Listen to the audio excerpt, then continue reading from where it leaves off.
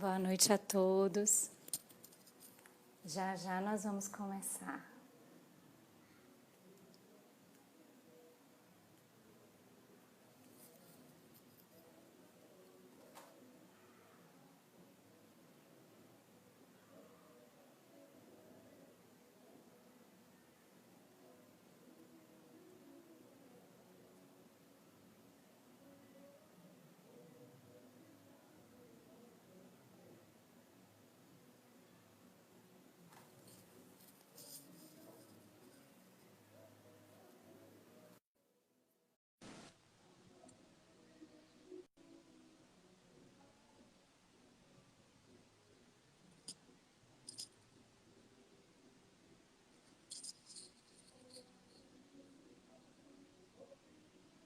Olá, Luzi.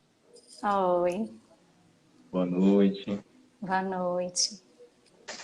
A todos que nos acompanham, muito boa noite. Sejam bem-vindos, bem-vindas à nossa live hoje, com muita alegria, com Luziane Bahia, que nos ajuda a matar um pouquinho da saudade, né? Querida aqui em nossa terra. Então, no meu relógio, 19 horas, nós podemos começar, né, Luzi? Então, nós Isso. vamos fazer a prece, pedindo a Jesus, o nosso amigo, incondicional de todas as horas, guia e modelo para toda a humanidade, humildemente para darmos início a mais essa atividade doutrinária do Centro Espírita Humberto de Campos, rogando ao Divino Mestre que nos envie os seus mensageiros, espíritos benfeitores, para que possam estar ao lado daqueles que mais necessitam de paz e de luz, visitando os lares de todos que se conectam conosco nessa noite, renovando a ambiência, esclarecendo e conduzindo os espíritos que necessitam de paz, de reconforto para as almas, a instâncias de repouso, de refazimento, e que todos nós, Senhor, envolvidos nas vibrações lúcidas do Teu amor e da Tua paz, possamos criar condições favoráveis às reflexões dos Teus ensinos, aclarados pela luz diamantina do Consolador. Que o Teu amor e a Tua paz nos envolva hoje e por todo sempre. Que assim seja. Então, a todos que estão chegando agora, nosso muito boa noite. Nós estamos aqui com Luziane, que irá discorrer sobre o tema Justiça das Aflições. Então, Luzi, nós estamos muito felizes, muito obrigado por acatar o nosso pedido e você está então com a palavra. Bom trabalho. Obrigada. Eu agradeço imensamente por essa oportunidade. Um abraço enorme para todos vocês. É um pouquinho da gente matar a saudade aqui mesmo. Queridas irmãs, queridos irmãos, que a paz do Mestre Jesus se faça presente entre nós. Em João, capítulo 16, versículo 33, encontramos a mensagem do Mestre dizendo que no mundo nós encontraremos provações, mas animai-vos, eu venci o mundo. Foi o que o Mestre falou. E que o evangelista tão bem colocou ao final de reflexões diversas a respeito do Paracleto, do Consolador prometido. E quando pensamos em aflições, traz para os nossos corações reflexões muito interessantes. Porque neste mundo ter aflições, nós lembramos quando o Mestre, ali no Sermão do Monte, falava bem-aventurados os aflitos. E que nós seríamos consolados. Aqueles todos que ali se encontravam no mar das suas aflições, recebem do Mestre este consolo, de que eles serão bem-aventurados. E todos nós, quando ouvimos isto, trazemos ao coração um certo lenitivo. Porque estar imerso em uma aflição é estar imerso em problemas, em dificuldades. A aflição do medo, da ansiedade, de diversas circunstâncias que podem nos envolver e nos conduzem a uma forma aflitiva de dor e sofrimento. O momento em que estamos vivendo, temos instantes ou momentos de aflição, por estarmos envoltos em coisas tão desconhecidas, por estarmos reclusos, muitos de nós nos nossos lares, e outros tendo de sair para realizar as suas atividades, mas com todas as dúvidas que as aflições nos remontam, ou que elas em si carregam. Porque estar em um momento de aflição traz-nos momentos de perguntas, traz-nos momentos de questionamentos onde nós queremos respostas. Nós queremos saber por que tudo isso está acontecendo. Por que o coronavírus? É uma punição dos céus?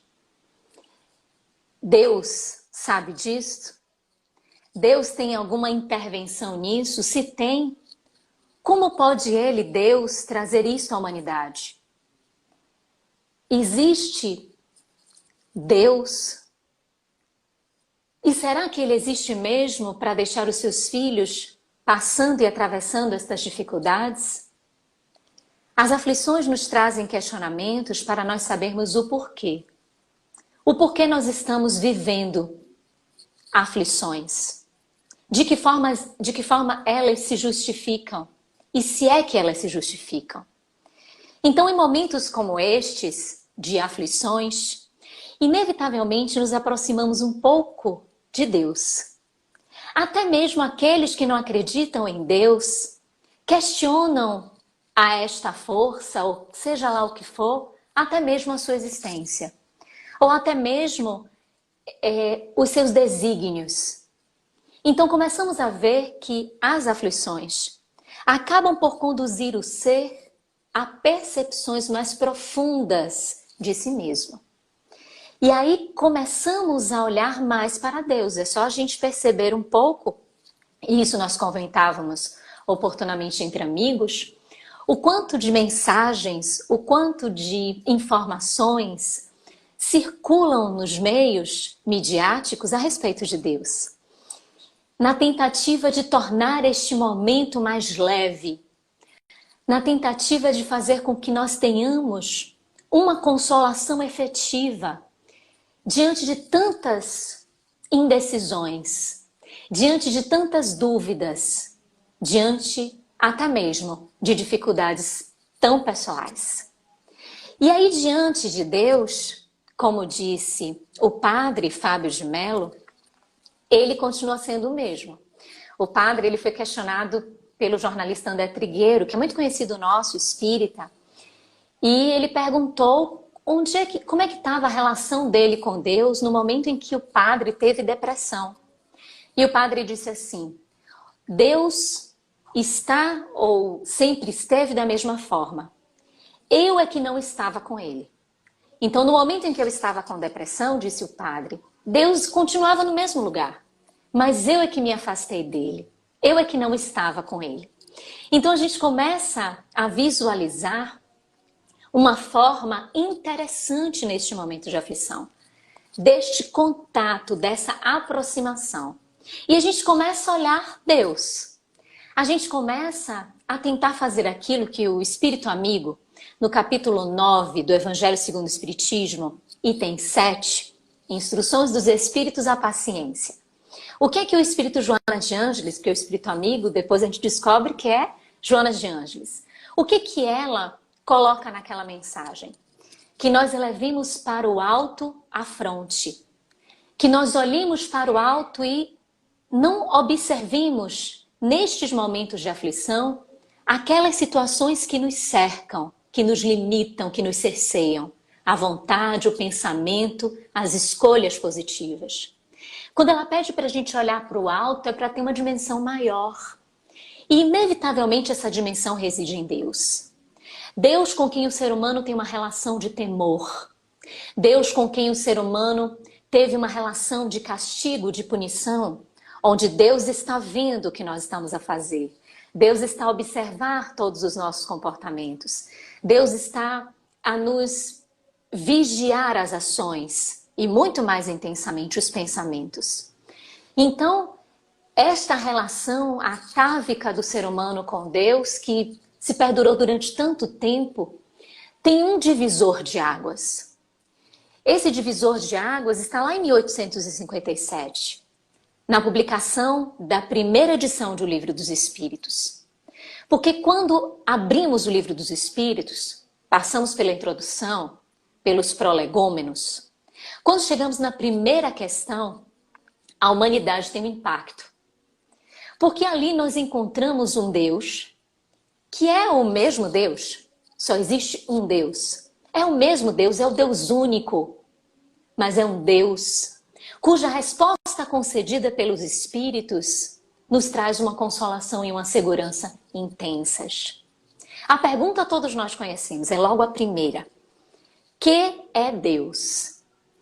E os Espíritos respondem a partir de uma pergunta tão inteligente, que está embutida toda uma história relacional da humanidade com Deus. Que é Deus e não o que. Porque Kardec, se colocasse o que, limitava a sua pergunta, tentando conduzir talvez uma resposta de coisa, como Deus já foi comparado em outros instantes da história, como os trovões, o sol, como as circunstâncias da natureza, as quais não conseguíssemos explicar. Ele não pergunta quem é Deus, porque perguntar a Deus personificava este todo, este absoluto, esta grandiosidade. E personificar é limitar, é colocar tão humano perto das paixões, perto das vicissitudes, dos privilégios, dos condicionamentos. Então ele não poderia perguntar quem, porque tornava Deus humano. Então ele pergunta que é Deus. E é perfeita a resposta. Inteligência suprema, causa primária de todas as coisas. Quando nós ouvimos esta questão, é como se houvesse um sacudir na humanidade. É como se a história pudesse receber os reflexos de uma questão como esta. Porque está ali pautada na inteligência trazida pelos Espíritos, na resposta que eles nos concedem, que é uma inteligência suprema e é causa primária. Se é causa primária, é Pai. É o Criador de tudo. É onde está a origem de tudo, então ele é Pai. E se ele é Pai, ele não pode ser punitivo. Ele não pode estabelecer condicionamentos. Ele não pode estabelecer privilégios. Se ele é inteligência suprema, ou seja, acima de tudo, ele não pode ter em suas propriedades, em seus atributos, situações menores, comezinhas.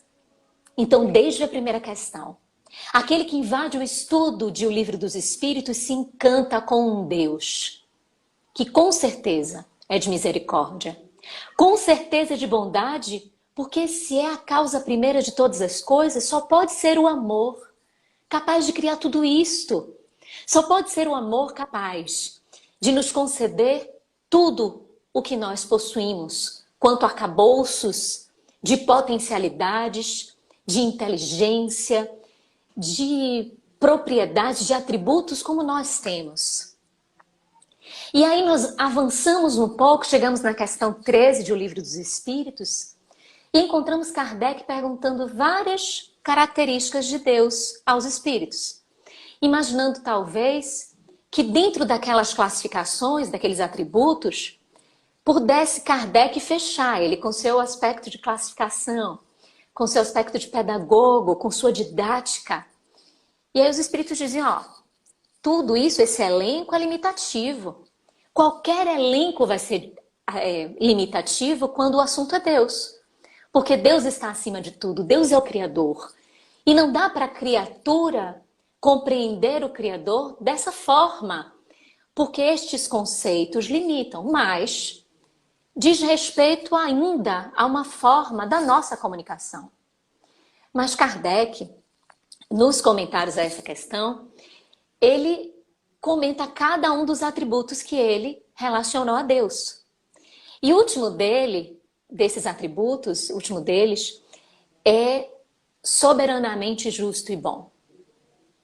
E quando Kardec fala sobre isto, é como se o nosso coração tivesse uma resposta consoladora do Deus que nós sempre buscamos enquanto humanidade. Um Deus que nós sempre soubemos aqui dentro que existe. E como é que ele existe? E lhe são atribuídas tantas arbitrariedades. Ouvir que ele é misericordioso ou que ele é soberanamente justo e bom nos conduz a um conforto, a uma percepção de que, obviamente, existem circunstâncias além dessas que nos cercam. Existem possibilidades que estão além das limitações materiais que os nossos sensores são capazes de detectar. E com certeza existe uma forma além de perceber tudo o que está ao nosso redor. Existe algo que ultrapassa, que vence as barreiras da materialidade, que vence qualquer tipo de estreitamento que a matéria ou a nossa percepção possa trazer. E essa doutrina, que foi prometida por Jesus lá atrás e que João também transcreve no capítulo 16, quando ele fala do Paracleto, esta doutrina, ela foi prometida como consoladora, e ela o é de verdade.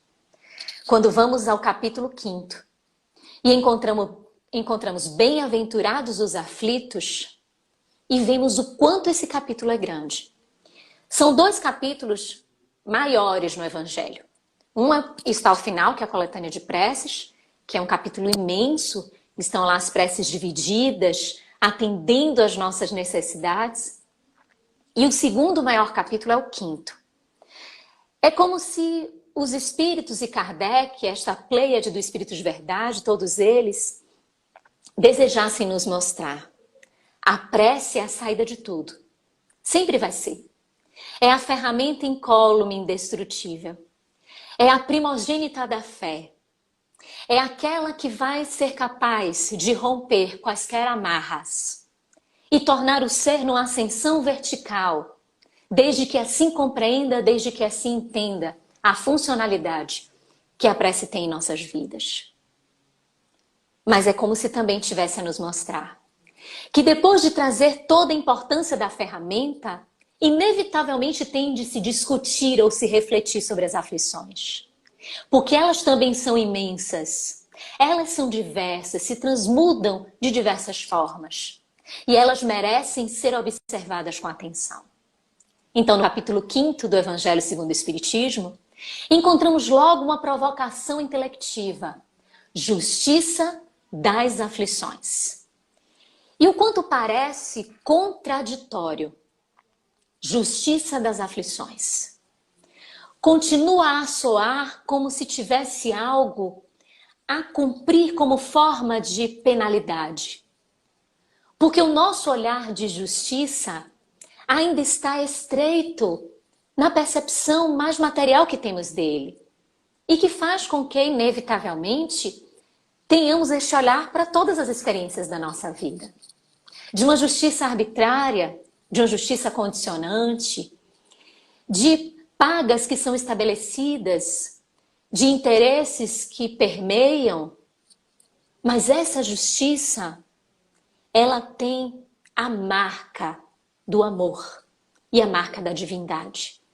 Então, por obviedade, vêm os espíritos, através dos ensinamentos, ao longo do capítulo e das instruções dos espíritos, e vem Kardec, logo nesse trecho da justiça das aflições, nos dizer que se Deus é bom, e aí nós podemos trazer todos os atributos que Kardec trouxe lá no item, na questão 13, se ele é misericordioso, é óbvio que se ele sendo a causa de tudo e ele é bom, existe uma causa para as aflições.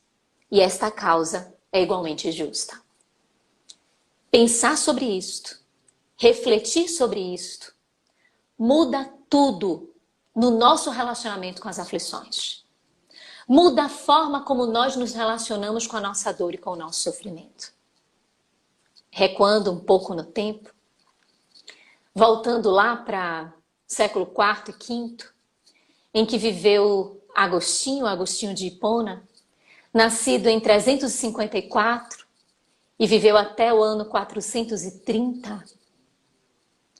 Escritor de mais de 232 livros, que tracejou sua vida numa história de, em muitos momentos, imoralidades, escreve-nos um livro, escreve à humanidade, um livro chamado Confissões. E nesse livro, é um livro dotado de 13 capítulos, os 9 primeiros capítulos, Santo Agostinho fala sobre esta relação passada da vida dele.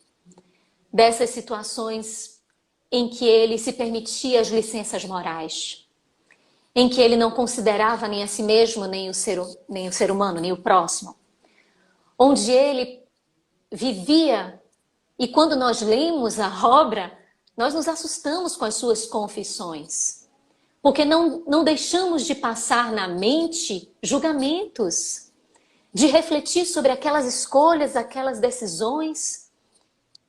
Só que ao mesmo tempo é uma forma de nós refletirmos sobre nós mesmos, de olharmos também diante daquelas situações quais as escolhas nós teríamos feito. Do 10º ao 13º capítulo é a ascensão moral dele. É uma vida mais monástica, uma vida mais espiritual.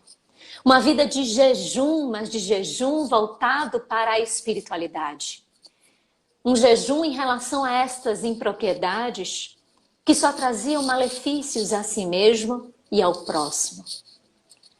Santo Agostinho chega num ponto da sua existência em que ele se permite ouvir um trecho do Evangelho de Jesus, sensibilizar-se e ali iniciar o seu processo de conversão. Ele começa a perceber o quão ele estava distante de Deus. O quanto ele estava, porque ele começa a refletir e a reflexão, o questionamento, traz respostas. Respostas sobre ele mesmo. Ou cada vez mais dúvidas. Então ele começa a refletir sobre o sofrimento, sobre a dor, e começa a se questionar. E aí, questionando-se nesse processo interior, ele percebe que ele estava afastado de Deus. E ele pensa, então eu preciso me aproximar de Deus. Eu preciso estar mais próximo da divindade. Mas ele percebeu que para estar mais próximo de Deus, ele precisava estar mais próximo de si mesmo. E aí ele nota o quão ele estava longe de si mesmo, da sua individualidade, de perscrutar as suas intenções, de saber quais são as suas ideias, os seus pensamentos, a sua vontade. E ele começa a se perquirir. É interessante porque esse processo de autoconhecimento, o Livro dos Espíritos adota. Quando nós nos debruçamos ao estudo da doutrina dos Espíritos, as perguntas e respostas nos ajudam no conhecimento. Porque tudo aquilo que a gente não sabe, a gente pergunta. Na tentativa de obter respostas. Então, a própria codificação, o próprio Livro dos Espíritos nos provoca dessa forma. As perguntas para que nós também façamos estas mesmas perguntas e observemos as respostas que os Espíritos concedem. Agostinho fez isso para com ele, reproduzindo talvez o método de Sócrates com a maiêutica, onde Sócrates, com o método também do questionamento, alguém lhe perguntava e ele devolvia com a pergunta. Maiêutica, parto, seria o parir das ideias, o saltar das ideias de um interior que desconhece sua própria realidade, interior que desconhece as próprias mensagens que estão em si. Então, talvez reproduzindo esta maiêutica de Sócrates, Santo Agostinho mergulha em si mesmo. E entendendo e percebendo que à medida que ele invadia a sua individualidade, ele aproximava-se de Deus. À medida que ele se aproximava de si mesmo, ele se aproximava de Deus. E à medida que ele se aproximava de Deus, ele se aproximava de si mesmo. Então ele começa a perceber que obviamente existia algo que transcende a matéria. Porque todas as vezes que ele identificava as situações com o olhar dos estreitamentos materiais, ele dizia o quanto ele se sentia limitado.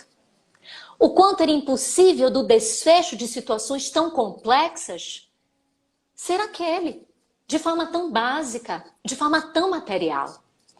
E de tanto se questionar, olha a constatação que Santo Agostinho chega, de que existia algo além da matéria, que ele não era a matéria.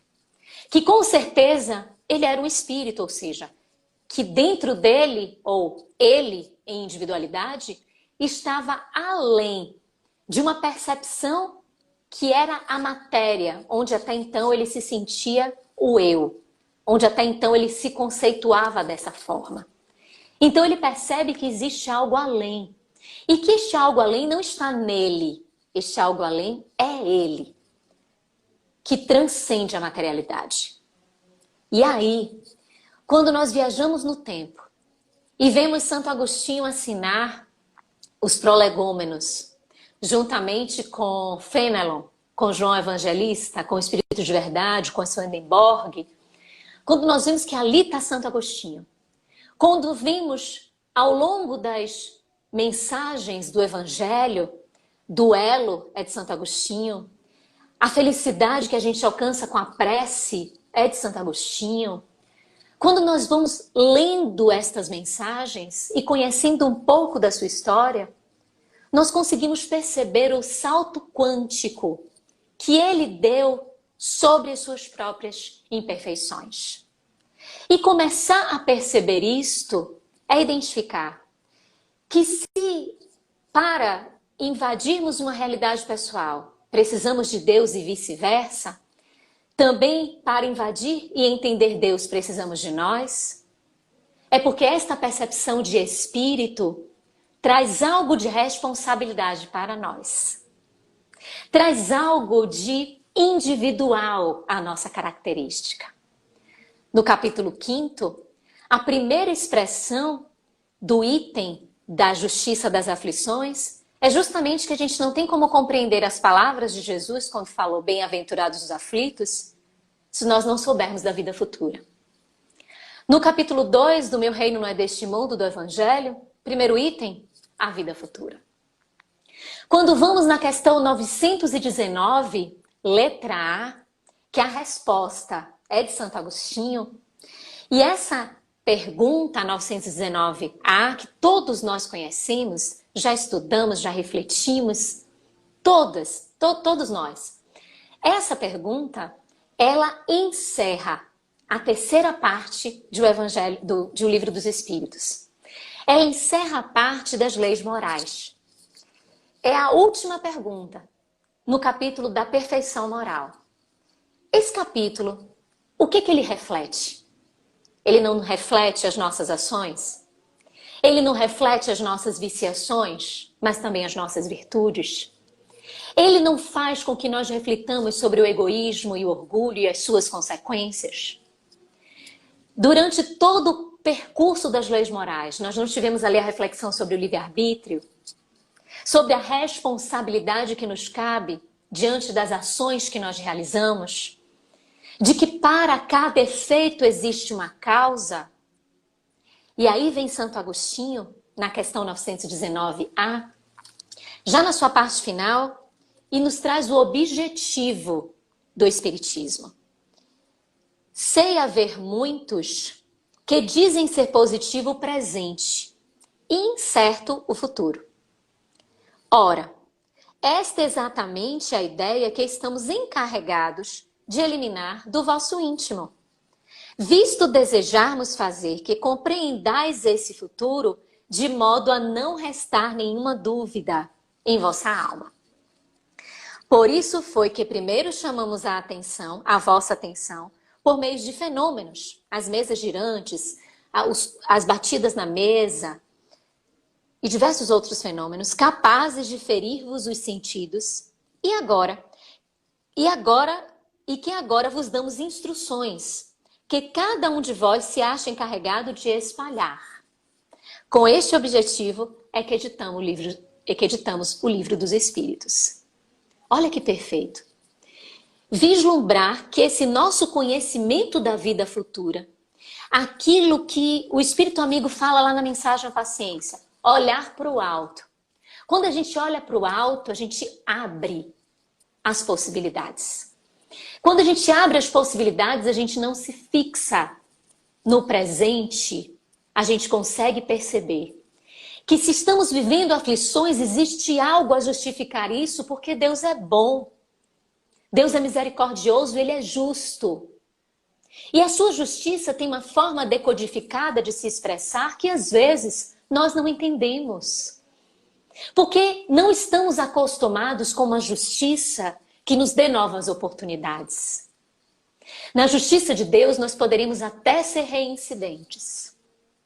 Mas mesmo para com os reincidentes, existe a misericórdia. Porque ela existe sempre. Em que pese o incremento da carga que não vem de Deus. Porque é Ele, trazendo este aspecto da nossa individualidade, fazendo com que nós caminhemos com os nossos próprios pés e construamos a nossa própria história, nos concedeu a oportunidade da escolha. E o quão isso é abençoado. Podermos escolher e aprendermos nas diversas experiências como se escolhe. E Ele, Pai, inscreve em nossa consciência as suas leis.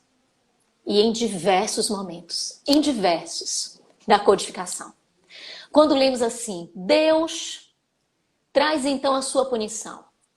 Deus então não vai permitir que isso lhe aconteça. Se nós pegarmos essa palavrinha e colocarmos ali consciência, ela se encaixa perfeitamente. E começamos a sair desta ideia de que é um Deus de punição e de castigo, assumimos a nossa responsabilidade quanto aos feitos realizados e seguimos a enfrentar as consequências daquilo que nós desenhamos. Porque é a consciência que nos pede isto.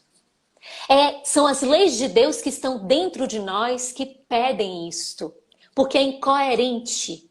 É como se ficasse incompatível, fica incompatível. Nós termos o conhecimento da verdade destas leis que precisam ser reveladas, como está lá em O Livro dos Espíritos, que a gente esquece. Então precisa ser revelada. E nós tivemos 3 revelações. O véu que é retirado da verdade e a verdade se apresenta para nós. Compartimentada nessas 3 peças lindas de quebra-cabeça. De Moisés com a justiça, eminentemente, de Jesus com o amor e do Espiritismo com a caridade. Onde esta tríade forma uma lei, a lei de justiça, amor e caridade, que os Espíritos dizem que ela por si só já traz todo o arcabouço que nós necessitamos saber. Ora, se a justiça só anda acompanhada do amor e da caridade, e se elas duas também só andam acompanhadas da justiça, por que o temor? Não há espaço para temor a Deus. Não há espaço para dúvida, no sentido de questionar a sua grandiosidade. Dúvida somente em para quê, e não por quê. Por que eu passo por esta aflição? Não. Para que eu passo por esta aflição? Qual é o objetivo?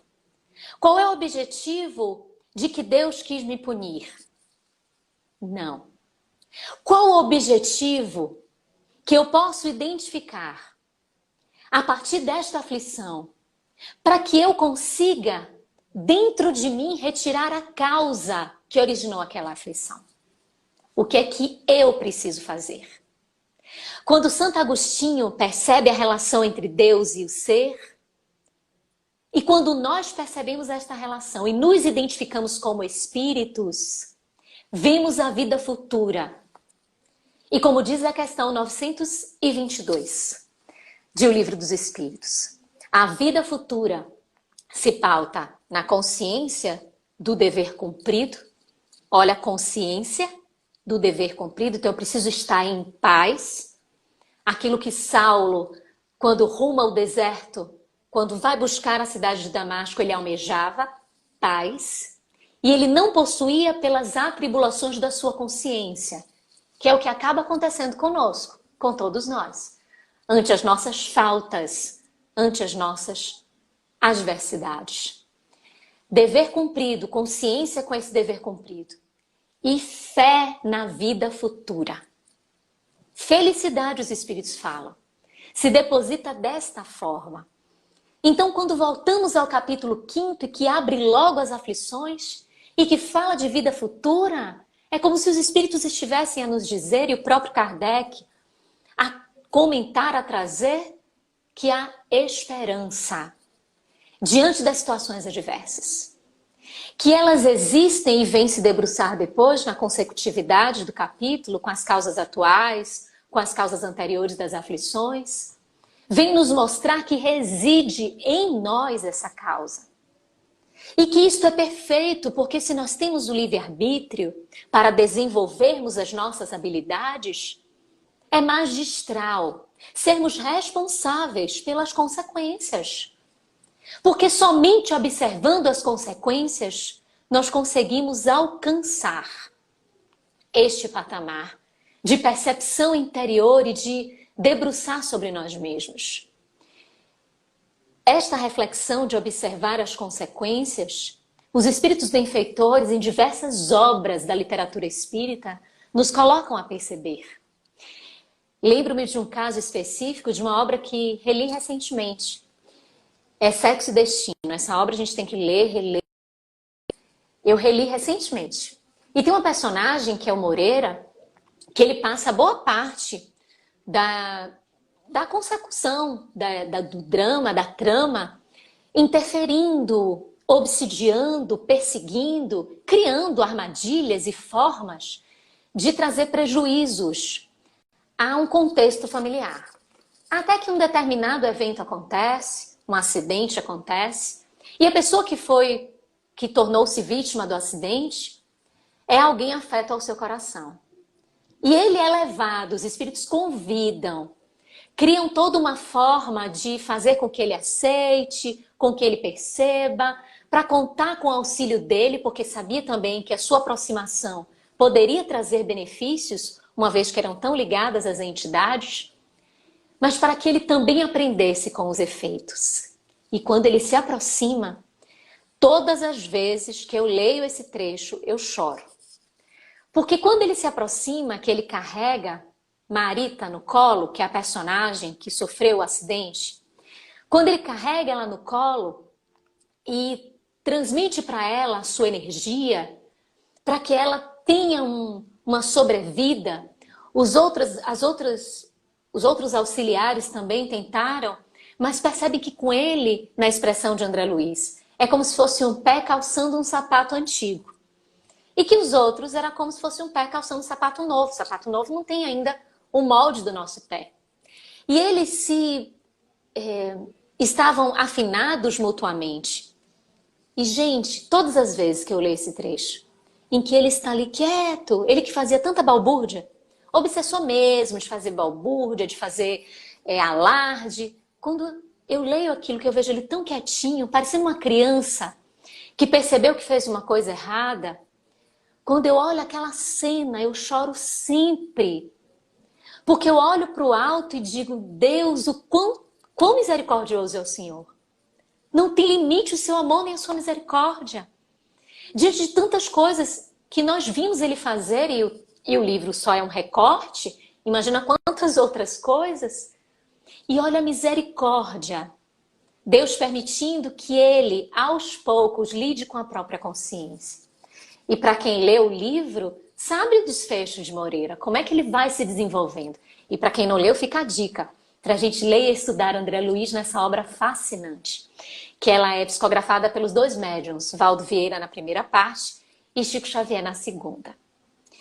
Mas olha o que a dimensão de nós termos o contato com os efeitos daquilo que a gente faz, daquilo que a gente produziu, daquilo que a gente deu causa, é importante para o nosso crescimento. e entra naquela tríade que o céu e o inferno, no Código Penal da Vida Futura, nos apresenta as 3 etapas do arrependimento, da expiação e da reparação. Quando nós olhamos os efeitos, nós arrependemos-nos, ficamos arrependidos, ficamos abalados em vermos o que fomos capazes de fazer, no momento de irreflexão, no momento de intempestividade, em um momento de irreflexão, no momento que não pensamos naquilo que iríamos fazer e de forma abrupta realizamos, mas também precisamos perceber o quanto aquilo traz consequências. Então, mergulhar nesta intimidade chamada vida futura, que nos permite olhar a justiça das aflições de uma forma ampla, faz com que o leque das nossas reflexões ele se amplie e a gente consiga ver o quão o presente é importante, o quão é significativo tudo que nós estamos vivendo no tempo presente. Falamos do coronavírus.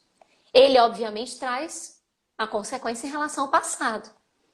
Existe um livro de um autor francês chamado Dominique Lapierre, onde ele traça a história da AIDS, da descoberta da AIDS e da sua proliferação, mas também de como em paralelo, ele também traça a história da Madre Teresa de Calcutá, nesse livro.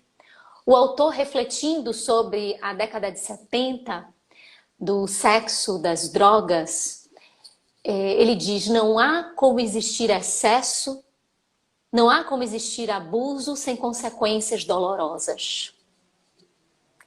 O espírito Emmanuel, no prefácio do livro Sexo e Destino, e na obra Vida e Sexo como um todo, diz que não há como invadir o santuário que é a individualidade do outro, sem trazer prejuízos a si mesmo. Então, todas as vezes que existem excessos, existem consequências. O coronavírus, ele é fruto dos nossos excessos, dos excessos da humanidade, de um individualismo, de um consumismo, de um desrespeito, que alastrava-se em grande proporção na nossa sociedade.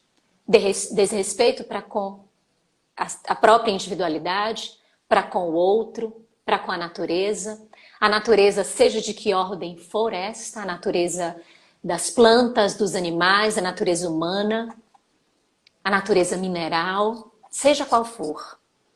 Mas um descaso, uma desconsideração, desrespeito. E todo abuso traz consequências limitativas. Quando nós abusamos do livre-arbítrio, nós adentramos em reencarnações limitativas, que não é a perda da faculdade, não é a perda desta potência da alma, como disse Leon Denis, mas é a sua suspensão. Pela impossibilidade de não conseguirmos manejar algo que é tão valioso e tão poderoso. É como se tivéssemos superpoderes e não conseguíssemos equalizar os poderes. E eles provocam danos porque não estamos conseguindo manejar a ferramenta. Então, o Pai de bondade, de justiça, de amor, permite que, através das nossas escolhas abusivas, nos conceda uma reencarnação de escolha, que é uma reencarnação limitativa, foi nossa escolha, no momento em que nós abusamos do nosso livre-arbítrio. Para que nós, através daquele momento de refazimento, de parada de tantas iniquidades, consigamos traçar uma vida à frente, de uma construção diversa, de uma possibilidade de crescimento voltando à percepção do livre-arbítrio, a instrumentalizá-lo, a percebê-lo e agora dando mais valor. Qual crianças, quando não sabemos ou quando elas não sabem manejar instrumentos, elas também são cerceadas na utilização, para que depois, mais amadurecidas, consigam dar a devida utilidade que os instrumentos possuem. Então, as aflições nas nossas vidas nada mais são do que equalizações das nossas escolhas do passado. E faz com que este presente tenha tanto valor. E é interessante que ele se chama presente, né? Como se fosse um presente mesmo, uma dádiva de Deus. Para que nós olhemos para ele e saibamos, sem ter dúvida alguma, porque foi isso que fez com que os Espíritos nos trouxessem o Livro dos Espíritos, que nós não tenhamos dúvida alguma sobre a vida futura. Para que através do presente construamos essa vida futura. Sejamos capazes de realizar todo o desafio de vencer e o que está à frente para ser construído. É por isto que quando olhamos este capítulo do Bem-aventurados os aflitos, somos mesmo bem-aventurados. Porque diante das aflições, se perguntamos para que elas existem, qual é o aprendizado que iremos nutrir com elas, qual é a forma que iremos conseguir vencer a nós mesmos, as nossas próprias imperfeições, vamos sendo bem-aventurados. Porque descobrimos a ferramenta de lidar com as consequências das nossas escolhas, traçando rumos melhores para consequências mais positivas. Evangelho de João, capítulo 16, versículo 33. Depois que ele fala dos discípulos no mundo, depois que ele fala do Paracleto, que é o Consolador prometido, que é o Espiritismo, ele diz que no mundo existem provações. Animai-vos, eu venci o mundo. Ele venceu o mundo. E nós podemos vencer o mundo das aflições, vencendo o mundo interior das nossas dificuldades, do nosso egoísmo, orgulho, das nossas mazelas, das nossas situações ainda desafiadoras, mas que são estas vitórias que vão nos oportunizar um futuro de bênçãos, sem as aflições que hoje tanto nos atemorizam a alma, tanto nos dificultam algumas percepções. Elevemos a Deus sempre o nosso pensamento, porque esta grandiosidade traz-nos o olhar perfeito do seu amor, da sua misericórdia e principalmente da sua justiça, que é justiça de oportunidade e justiça de amor. Mas agora, não saiam ainda não, porque nós vamos passar para uma outra etapa. Nós vamos chamar de volta nosso amigo Carlos.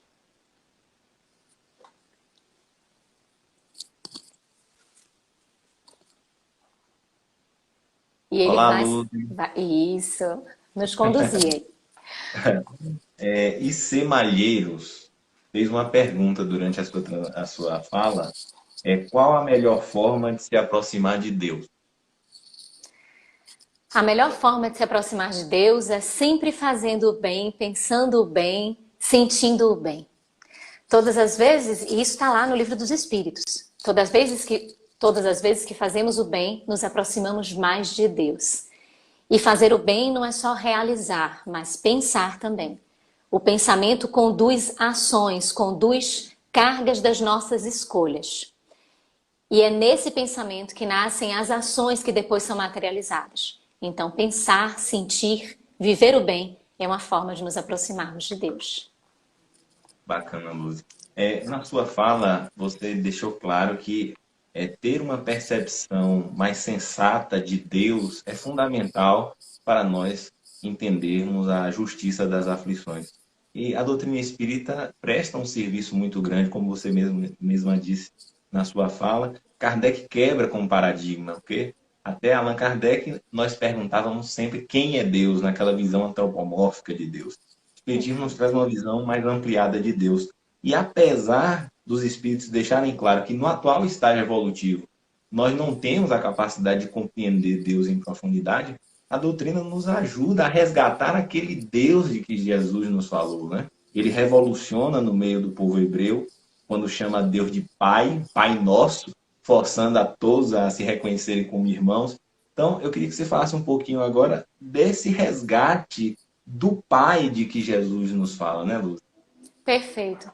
Porque como o Espiritismo é a doutrina, é o Consolador prometido, ele traz de volta Jesus, ele coloca Jesus no centro das nossas vidas, ele reitera, ele ratifica tudo que o mestre trouxe. E a primeira questão já é o demonstrativo disso. Jesus chamou Deus de Pai, e quando os espíritos respondem que Deus é a inteligência suprema, causa primária de todas as coisas, é ratificando este olhar. Quando Jesus fala que Deus é Pai, ele nos coloca todos numa comunhão fraternal. Ele demonstra o quanto é importante a fraternidade, a solidariedade, a junção nossa, essa vivência de forma a um auxiliar o outro, a intensificarmos em nós esta irmandade. E o Espiritismo traz Jesus novamente, coloca, e toda a obra é permeada da presença dele, tanto que qual é o modelo que a gente pode ter, o guia e modelo, e os Espíritos respondem Jesus. Algumas traduções é só Jesus, né? Outras vê de Jesus. E temos nele este modelo e guia. E ter um modelo é um parâmetro de observação, onde tudo que ele falou lá atrás, como ele mesmo prometeu, e a gente encontra isso no capítulo 6 do Evangelho segundo o Espiritismo, de que o Espiritismo vem para poder trazer aquilo que ele trouxe, aquilo que ele não falou, que ele não pôde expressar, mas de desenvolver, por conta de estarmos neste momento mais amadurecidos e podermos perceber a imensidão de Jesus, como ele é grande, como todas as 3 revelações, como nos explica Emmanuel lá em A Caminho da Luz, como as 3 revelações são coordenadas por ele, partem dele, mas mesmo assim ele se coloca como uma das revelações, demonstrando a sua imensidão, o quanto ele é grande e quanto é especial. Então, ali quando a gente encontra que o Espiritismo traz de volta Jesus, traz de volta a sua moralidade, é trazer de volta o bem-aventurados os aflitos, mas agora com a iluminação da reencarnação. Como diz Lázaro em A Lei de Amor, a primeira palavra do vocabulário divino é amor, a segunda, reencarnação. Então, a doutrina vai trazendo todo este conforto, como Jesus prometeu, esta consolação, e saindo de tudo que ele nos trouxe para mostrar que ele é o caminho da verdade e da vida. E sempre. Então nós encontramos isso permeado em toda a codificação. A todo momento é Jesus, são seus ensinamentos. E quando a gente lê à luz da doutrina dos Espíritos, a gente compreende ainda mais Jesus. E vê o quanto ele é mestre, o quanto é salvador, o quanto é o Messias. Interessante. Solange, Luzi, está perguntando se as aflições que nós temos durante essa existência, se a maioria tem a ver com os nossos equívocos do passado. Essa pergunta é bem delicada, porque é muito da individualidade, é algo muito individual. Os espíritos, eles nos dizem que há 2 acepções de causas. As causas anteriores e as causas atuais das aflições. Então a gente pode meditar diante de uma enfermidade muito grave e pensar, ora, essa enfermidade talvez tenha uma causa lá no passado, lá atrás, vem das histórias pregressas, e pode ter mesmo. A gente nasce com uma predisposição biológica, com uma característica já organizada perispiritualmente para o nosso organismo, e aquilo vai se manifestando a partir de fatores externos, ou às vezes não, por conta da própria necessidade mesmo reencarnatória e pela necessidade de aprendizado.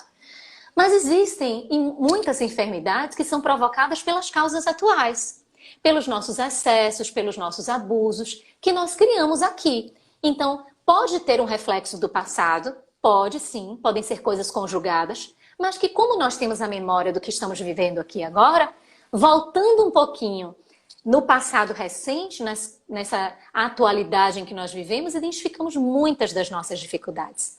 Para que nós queiramos saber quem nós fomos, basta a gente olhar o presente. Basta a gente olhar quem é que a gente é. Diante de uma situação de emoção muito séria, como é que a gente age? Esse aí, que nós somos, é o que nós fomos e que já está tentando aperfeiçoar, vencer um pouco, ser um pouco diferente. Mas aquelas características que já estão em nós, elas respondem pelo nosso passado, que elas foram construídas por nós. Nós somos os herdeiros de nós mesmos. Então, é um pouco delicado ela pode ter causa anterior, como pode ser causa atual, e pode misturar as duas coisas. Elas duas podem estar juntas, tanto as anteriores quanto as atuais. Interessante que Solange, com a sua pergunta, acabou antecipando o tema da semana que vem. Nós vamos aproveitar o parêntese para registrar. Semana que vem estaremos tratando sobre esse tema, causas anteriores e atuais das aflições, com Carlos Campetti, que é nosso companheiro lá da Federação Espírita Brasileira. Luzi, nós queremos agradecer demais a sua participação, dizer que as reflexões, como sempre, são muito oportunas, muito esclarecedoras, e pedir para que você deixe aí sua mensagem final e já agradecendo a todos pela paciência, pela participação e convidando para que semana que vem esteja conosco novamente.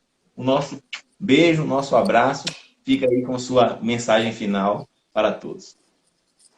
Eu gostaria de agradecer a todos imensamente por essa oportunidade, pelo Centro Espírita Humberto de Campos, porque a instituição que eu tenho um imenso carinho, por todos que compõem esta casa, mas todos da União Espírita também de Vitória da Conquista, as casas espíritas, por quem eu tenho um grande apreço e admiração. E gostaria de, nesse momento, além de agradecer a todos que estiveram aqui com a gente, deixar como mensagem final a mensagem da esperança, a mensagem da fé. O Evangelho diz que a fé é a mãe da esperança e da caridade. E a prece é a primogênita da fé, como diz Santo Agostinho, lá no capítulo 27, última mensagem.